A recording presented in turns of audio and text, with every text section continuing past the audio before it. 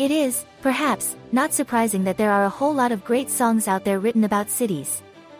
Most people in the United States live in cities, and the unique experience of living in the hustle and bustle of a place like New York or Los Angeles or Chicago has inspired countless artists throughout the decades. Flip through the slideshow below for 20 excellent songs written about cities, from Prince's impactful Baltimore to George Strait's iconic Amarillo by Morning. Written as Joel made his way back home to New York City after a trip to the West Coast, this 1976 classic has become an unofficial NYC anthem that rung out from the speakers after a Mets win at the now-closed Shea Stadium. You may also like 20 songs you didn't know were written by other artists. Recorded for the 1964 film of the same name, Elvis Presley's Viva Las Vegas is perhaps the most famous song associated with Sin City, and has since been covered by countless artists ranging from Southern rockers ZZ Top to Bruce Springsteen. Follow us on MSN to see more of our exclusive entertainment content. Subtitled, Be Sure to Wear Flowers in Your Hair, Scott McKenzie's breezy counterculture anthem about going to San Francisco helped transform the city into a destination for hippies across the globe in the 1960s and 70s. You may also like the best covers of Bob Dylan songs. This 1982 country classic about a wayfaring rodeo cowboy name drops several cities across the Southwest, from Houston to Santa Fe, but West Texas city Amarillo gets top billing. Arguably one of George Strait's most iconic songs, it has sold over 2 million copies, earning 2 platinum certifications from the Recording Industry Association of America. Follow us on MSN to see more of our exclusive entertainment content. Even though he's from Minneapolis, Prince wrote Baltimore following the killing of Freddie Gray at the hands of the city's police officers, an event that sparked widespread protests. The song appears on his 2015 album, Hit and Run Phase 2, the final album released before Prince's own untimely death 1 year later. You may also like Axe to Grind, 25 famous guitars and their rock star owners. Originally recorded in 1961, Bob Dylan's Santa Fe wasn't officially released until 3 decades later, in 1991. The song's lyrics are definitely a little offbeat and nonsensical, but there's no denying that it's an extremely catchy tune. Follow us on MSN to see more of our exclusive entertainment content. Technically about the notorious prison in Folsom, California, this Johnny Cash song resulted in what would become his most famous album, At Folsom Prison. It was written while Cash was half a world away and eventually became one of his most iconic songs, opening his live shows for decades.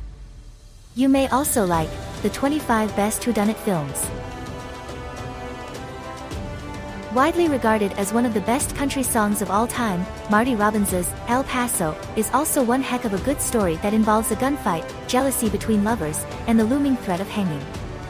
It also wasn't the only song Robbins recorded about the Texas city.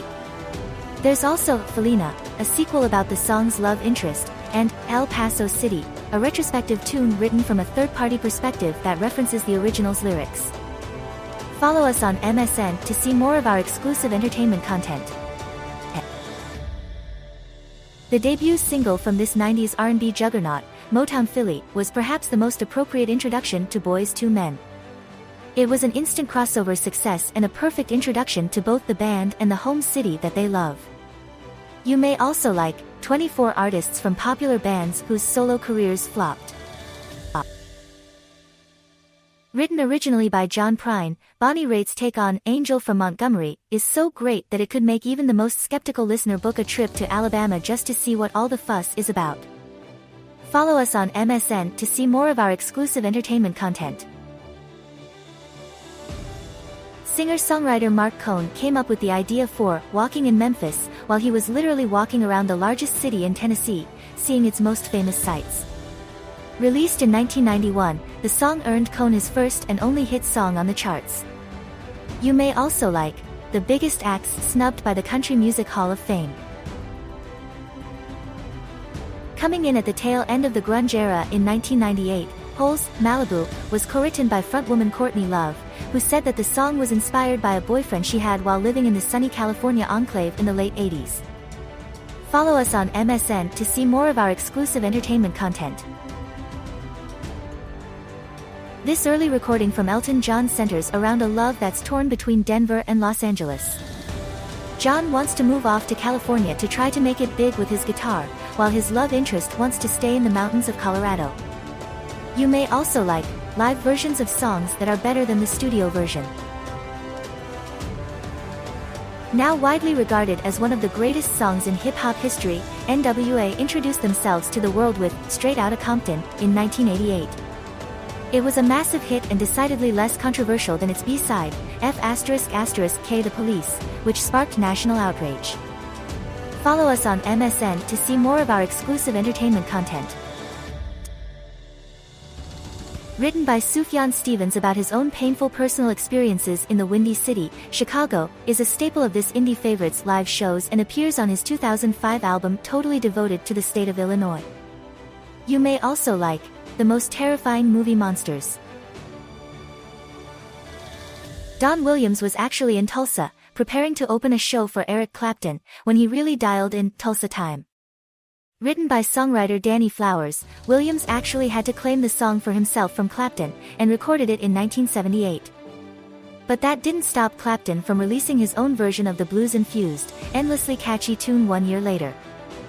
Follow us on MSN to see more of our exclusive entertainment content. Even though it's long been associated with the Motor City, Kiss's legendary Detroit Rock City is actually rooted in a pretty sad story that didn't happen in Detroit. Frontman Paul Stanley co-wrote the lyrics after a fan of the band was killed in a car accident while on the way to a Kiss show. You may also like Getting the Band Back Together, groups who reunited after breaking up. The title track of UK punk icons The Clash's third album, London Calling, touches on a host of issues that were important to songwriters Joe Strummer and Mick Jones, including police brutality in London and the band's own financial struggles. Follow us on MSN to see more of our exclusive entertainment content. An absurdly catchy comeback from 90s alt-rockers Weezer, Beverly Hills, is a song that's all about wanting to live that lavish 90,210 lifestyle. You may also like The Most Memorable Movie Character Deaths. It's unclear whether or not this 1967 hit is actually referring to Jackson, Mississippi or Jackson, Tennessee. Still, regardless of the actual destination, it was a smashing success for Johnny Cash and June Carter. Did you enjoy this slideshow? Follow us on MSN to see more of our exclusive entertainment content.